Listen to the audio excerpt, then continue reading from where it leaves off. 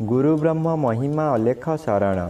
नमस्कार दर्शक वृंद, आपण मानंकु आजिर राशिफल कार्यक्रम मु एस कुमार स्वागत जनाऊँगी। प्रतिदिन निजर राशिफल जानिबा पाई गुरुकृपा यूट्यूब चैनल को सब्सक्राइब करंतु और पाखरे थिबा बेल आइकन को प्रेस करी ऑल नोटिफिकेशन ऑन करी दियंतु, जहा फଳରେ आमे जेतेबेले वीडियो अपलोड करिवो प्रथमे आपण वीडियो देखि पारिबे। आमर यही वीडियो रे आपण संपूर्ण पंचांग सहित मेष ठारू मीन पर्यंत 12 गोटी राशिर राशिफल विषय रे जानि पारिबे। वीडियो को दयाकरी शेष पर्यंत देखंतु। वीडियोटी भल लागिथिले वीडियो को लाइक करंतु एवं आपणक प्रियजन पाखु शेयर करी जणांतु। एबे आसंतु जानिबा आज दिनर संपूर्ण पंचांग विषय। आज 2026 मसीहा फेब्रुआरी मास 12 तारिख गुरुवार, दिल्ली स्वराब्द सन 1433 साल, स्वाधीन भारताब्द 79 वर्ष, महिमाद 199 वर्ष। उत्कल गजपति श्री श्री गजपति दिव्य सिंहदेव महाराजांकर 69 अंक।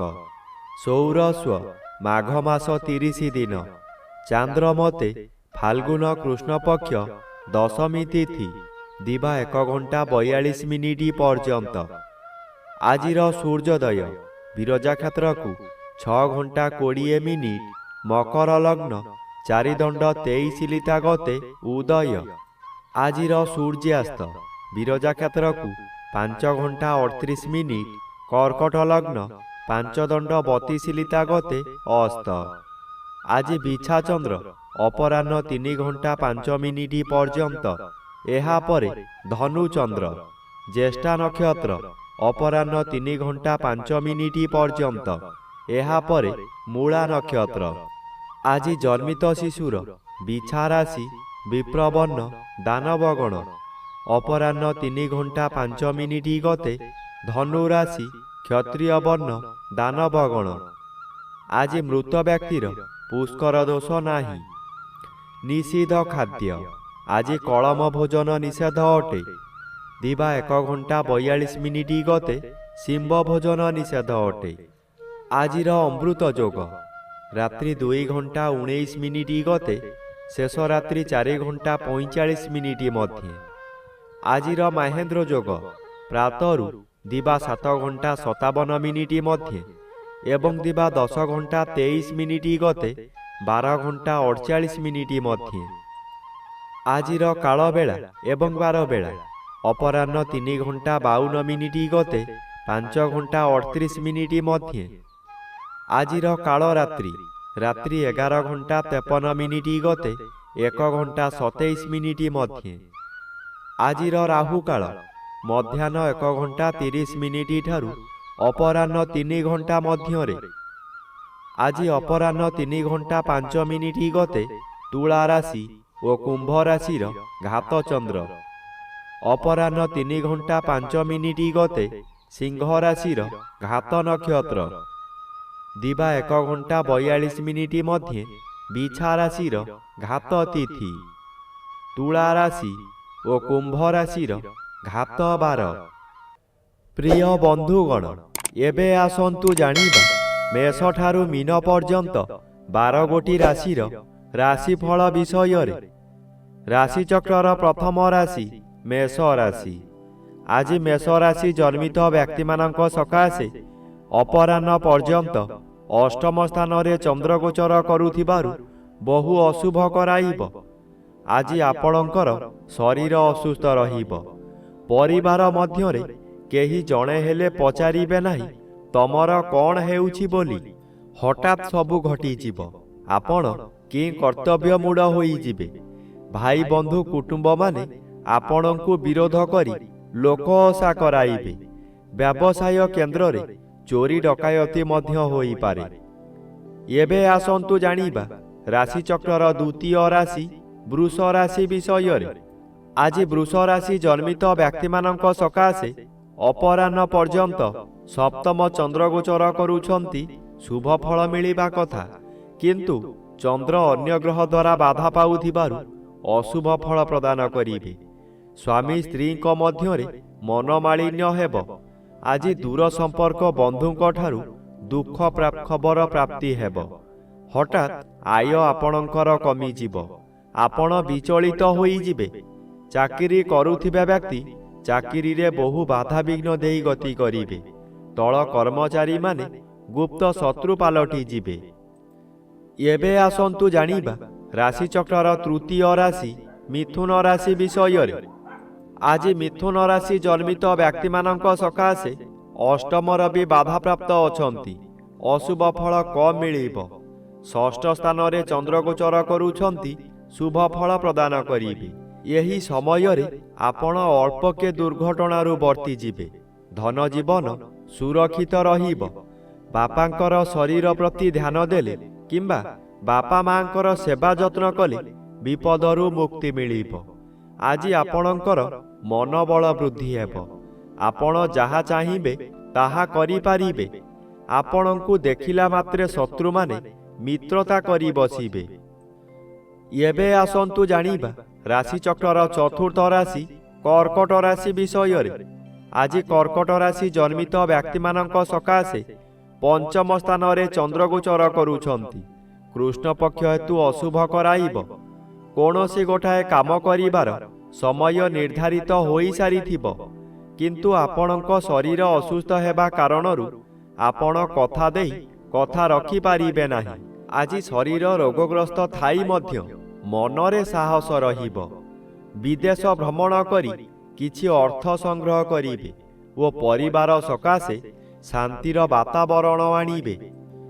ଏବେ ଆସନ୍ତୁ ଜାଣିବା ରାଶିଚକ୍ରର ପଞ୍ଚମ ରାଶି ସିଂହ ରାଶି ବିଷୟରେ। ଆଜି ସିଂହ ରାଶି ଜନ୍ମିତ ବ୍ୟକ୍ତିମାନଙ୍କ ସକାଶେ ଷଷ୍ଠ ସ୍ଥାନରେ ରବି ଓ ଚତୁର୍ଥ ସ୍ଥାନରେ ଚନ୍ଦ୍ରଗୋଚର କରୁଛନ୍ତି, ଶୁଭ ଫଳ ପ୍ରଦାନ କରିବେ। ଆପଣଙ୍କର ଏହି ସମୟରେ ନୂତନ ବନ୍ଧୁ ପ୍ରାପ୍ତି ହେବ। ଶତ୍ରୁମାନେ ଆପଣଙ୍କର ମିତ୍ର ପାଲଟି ଯିବେ। ପରିବାର ମଧ୍ୟରେ ଥିବା ସ୍ୱାସ୍ଥ୍ୟ ସମସ୍ୟା ପ୍ରାୟତଃ ତୁଟିଯିବ। ଆପଣଙ୍କୁ ଯେଉଁମାନେ ଘୃଣା ଚକ୍ଷୁରେ ଦେଖୁଥିଲେ ସେମାନେ ଆପଣଙ୍କର ଗୁଣଗାନ କରିବେ। କାନ୍ଧକୁ କାନ୍ଧ ମିଳାଇ ସାହାଯ୍ୟ କରିବେ। ଏହି ସମୟରେ ନୂତନ କର୍ମ ମଧ୍ୟ ମିଳିବ। ଏବେ ଆସନ୍ତୁ ଜାଣିବା ରାଶିଚକ୍ରର ଷଷ୍ଠ ରାଶି କନ୍ୟା ରାଶି ବିଷୟରେ। ଆଜି କନ୍ୟା ରାଶି ଜନ୍ମିତ ବ୍ୟକ୍ତିମାନଙ୍କ ସକାଶେ ପଞ୍ଚମ ସ୍ଥାନରେ ରବି ଓ ତୃତୀୟ ସ୍ଥାନରେ ଚନ୍ଦ୍ରଗୋଚର କରୁଛନ୍ତି, ଶୁଭ ଫଳ ପ୍ରଦାନ କରିବେ। ଆପଣ ବହୁ କାର୍ଯ୍ୟରେ ହାତ ଦେଇ ସଫଳ ହୋଇପାରନ୍ତି। ନୂତନ କାର୍ଯ୍ୟମାନ ଆସିବାର ବାଟ ଖୋଲିଯିବ। ଆପଣଙ୍କ ନାମରେ ଚାଲିଥିବା କେସ୍ ତାରିଖ ଘୁଞ୍ଚିଯିବ। ଆପଣ ଅପମାନରୁ ତ୍ରାହି ପାଇଯିବେ। ମନ ମଧ୍ୟରେ ଆଶ୍ୱସ୍ତି ମିଳିବ। ସ୍ୱାସ୍ଥ୍ୟ ଉତ୍ତମ ରହିବ। କୌଣସି ସାଙ୍ଗ କିମ୍ବା ବନ୍ଧୁ ଆପଣଙ୍କ ଗୁଣକୁ ପ୍ରଶଂସା କରି ଅନ୍ୟମାନଙ୍କ ନିକଟରେ ପରିଚୟ କରାଇବେ। ଏବେ ଆସନ୍ତୁ ଜାଣିବା ରାଶିଚକ୍ରର ସପ୍ତମ ରାଶି ତୁଳା ରାଶି ବିଷୟରେ। ଆଜି ତୁଳା ରାଶି ଜନ୍ମିତ ବ୍ୟକ୍ତିମାନଙ୍କ ସକାଶେ ଦ୍ୱିତୀୟ ଚନ୍ଦ୍ର ଅଶୁଭ ଓ ଚତୁର୍ଥ ସ୍ଥାନରେ ରବି ଗୋଚର କରୁଛନ୍ତି, ଅଶୁଭ ଫଳ ମିଳିବ। ଆଜି ଆପଣ କିଛି ଭାବିବା ପୂର୍ବରୁ ଅଚାନକ ବିପଦ ମାଡ଼ି ଆସିବ। ପରିବାର ମଧ୍ୟରେ ମାତାଙ୍କ ଶରୀର ବିଶେଷ ଅସୁସ୍ଥ ରହିବ। ଯେଉଁ କାର୍ଯ୍ୟ ସହଜରେ ହେଉଥିଲା ତାହା ବହୁ କଷ୍ଟ ହେବ ଓ ଶେଷରେ ନିରାଶ ହେବାକୁ ପଡ଼ିବ। ଆପଣଙ୍କ ବନ୍ଧୁମାନେ ଆପଣଙ୍କୁ ବିରୋଧ କରିବେ। ପ୍ରତ୍ୟେକ କାର୍ଯ୍ୟରେ ପ୍ରତିବନ୍ଧକ ସାଜିବେ। ଆପଣ ହତାଶ ହୋଇପଡ଼ିବେ। ଏବେ ଆସନ୍ତୁ ଜାଣିବା ରାଶିଚକ୍ରର ଅଷ୍ଟମ ରାଶି ବିଛା ରାଶି ବିଷୟରେ। ଆଜି ବିଛା ରାଶି ଜନ୍ମିତ ବ୍ୟକ୍ତିମାନଙ୍କ ସକାଶେ ଶ୍ରୀଚନ୍ଦ୍ର ଅନ୍ୟ ଗ୍ରହ ଦ୍ୱାରା ବାଧା ପାଉଥିବାରୁ ଶୁଭ ଫଳ ମିଳିବ ନାହିଁ। ସତର୍କ ଓ ସାବଧାନ ନ ରହିଲେ ନିଜେ ନିଜର ବହୁ କ୍ଷତି କରି ବସିବେ। ପ୍ରତ୍ୟେକ କାର୍ଯ୍ୟକ୍ରମରେ ଆପଣଙ୍କୁ ବିରୋଧ ଆସିବ। ନୂତନ ପୋଷାକ ଆଣିଥିବେ। କୌଣସି କାରଣରୁ ଆପଣ ଅନ୍ୟ ସ୍ଥାନକୁ ଯାତ୍ରା କରିବେ, ତାହା ପରିଧାନ କରିପାରିବେ ନାହିଁ। ଦିବସ ସାରା ଖାଲି ଦିବା ସ୍ୱପ୍ନ ଦେଖିବେ। ସମ୍ମାନ ମିଳିବାରେ ବାଧା ଆସିବ। ଏବେ ଆସନ୍ତୁ ଜାଣିବା ରାଶିଚକ୍ରର ନବମ ରାଶି ଧନୁ ରାଶି ବିଷୟରେ। ଆଜି ଧନୁ ରାଶି ଜନ୍ମିତ ବ୍ୟକ୍ତିମାନଙ୍କ ସକାଶେ ଦ୍ୱାଦଶ ସ୍ଥାନରେ ଚନ୍ଦ୍ରଗୋଚର କରୁଥିବାରୁ କିଛି ଶୁଭ ଫଳ ମିଳିବ। ଦୁଶ୍ଚିନ୍ତା ମନରୁ ହଟିଯିବ। ଉତ୍ତମ ଆୟ ହେବ। ଅର୍ଥ କାରବାରରେ ଉନ୍ନତି ଆସିବ। ଜୁଆ ଲଟେରୀରେ ଭାଗ ନେଇ ଉନ୍ନତି କରିବେ। ମନ ଖୁସିରେ ବହୁ ତୀର୍ଥସ୍ଥାନକୁ ଗମନ କରିବେ। ଏହି ସମୟରେ କୌଣସି ବ୍ୟକ୍ତି ଆପଣଙ୍କୁ ମିଠା ମିଠା କଥା କହି ଭୁଲ ରାସ୍ତାକୁ ନେଇଯିବେ। ଅସାବଧାନତା ହେଲେ ଆପଣଙ୍କର ଭାତ ହାଣ୍ଡି ଭାଙ୍ଗିଦେବା କିଛି ବଡ଼ କଥା ନୁହେଁ।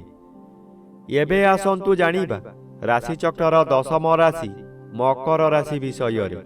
ଆଜି ମକର ରାଶି ଜନ୍ମିତ ବ୍ୟକ୍ତିମାନଙ୍କ ସକାଶେ ଜନ୍ମର ବି ବାଧାପ୍ରାପ୍ତ ଅଛନ୍ତି। ଅଶୁଭ ଫଳ ମିଳିବ ନାହିଁ। ଏକାଦଶ ସ୍ଥାନରେ ଚନ୍ଦ୍ରଗୋଚର କରୁଛନ୍ତି। ଶୁଭ ଫଳ ପ୍ରଦାନ କରିବେ। ମନରେ ଧର୍ମ ବିଶ୍ୱାସ ବୃଦ୍ଧି ହେବ। ମଙ୍ଗଳମୟ କାର୍ଯ୍ୟ କରି ଲୋକଚକ୍ଷୁରେ ସମ୍ମାନୀୟ ହେବେ। ଏହି କାର୍ଯ୍ୟ କରିବା ସକାଶେ ଅଧିକ ଚିନ୍ତାଗ୍ରସ୍ତ ହେବେ। ସମୟେ ସମୟେ କ'ଣ କରିବେ କ'ଣ ନ କରିବେ ସ୍ଥିର କରିପାରିବେ ନାହିଁ। ଏହି ସମୟରେ ଆପଣଙ୍କର ବ୍ୟବସାୟ ଅତି ସୁଚାରୁ ରୂପରେ ଚାଲିବ। ଏବେ ଆସନ୍ତୁ ଜାଣିବା ରାଶିଚକ୍ରର ଏକାଦଶ ରାଶି କୁମ୍ଭ ରାଶି ବିଷୟରେ। ଆଜି କୁମ୍ଭ ରାଶି ଜନ୍ମିତ ବ୍ୟକ୍ତିମାନଙ୍କ ସକାଶେ ଦଶମ ସ୍ଥାନରେ ଚନ୍ଦ୍ରଗୋଚର କରୁଛନ୍ତି। ଶୁଭ ଫଳ ମିଳିବ। ଯେଉଁ କର୍ମ କରିବାକୁ କେହି ସାହସ କରୁନଥିବେ ତାହା ଆପଣ କରି ଦେଖାଇଦେବେ। ଆପଣ ଅଧିକ ଶକ୍ତିଶାଳୀ ହୋଇ ଉଠିବେ। ମନରେ ସାହସ ବଢ଼ିଯିବ। ଗୁରୁଙ୍କର ଆଶୀର୍ବାଦ ମିଳିବ। ଘାତବାର ଅଶୁଭ ଓ ଅପରାହ୍ନଠାରୁ ଘାତଚନ୍ଦ୍ର ଅଶୁଭ କରାଇବ। ଆଜି ଆପଣ କାହାରି ଭଲ ଉପଦେଶକୁ ଗ୍ରହଣ କରିବେ ନାହିଁ। ଆପଣଙ୍କର ବିଭିନ୍ନ ଦିଗରେ ଅର୍ଥହାନି ହେବାର ବାଟ ଦେଖାଯିବ। ଏବେ ଆସନ୍ତୁ ଜାଣିବା ରାଶିଚକ୍ରର ଦ୍ୱାଦଶ ବା ଶେଷ ରାଶି ମୀନ ରାଶି ବିଷୟରେ। ଆଜି ମୀନ ରାଶି ଜନ୍ମିତ ବ୍ୟକ୍ତିମାନଙ୍କ ସକାଶେ ନବମ ସ୍ଥାନରେ ଚନ୍ଦ୍ରଗୋଚର କରୁଥିବାରୁ ଅଶୁଭ ଫଳ ମିଳିବ। ଆପଣ ଯାହା ଚାହିଁବେ ତାହା କରି ନ ପାରି ଅବସାଦ ଭୋଗିବେ। ଧର୍ମ କରିବାକୁ ଚାହିଁ ମଧ୍ୟ କରିପାରିବେ ନାହିଁ। ବହୁ ସମାଲୋଚିତ ହେବେ। କୌଣସି ଉତ୍ସବରେ ଯୋଗଦାନ କରିପାରନ୍ତି। ଅଯଥାରେ ବହୁ ଅର୍ଥ ବ୍ୟୟ ହେବ। ମଥା ବିଚଳିତ ହୋଇଯିବ। ଆପଣଙ୍କର ଦୋଷ ଦୁର୍ବଳତା ସବୁ ପଦାରେ ପଡ଼ିଯିବ।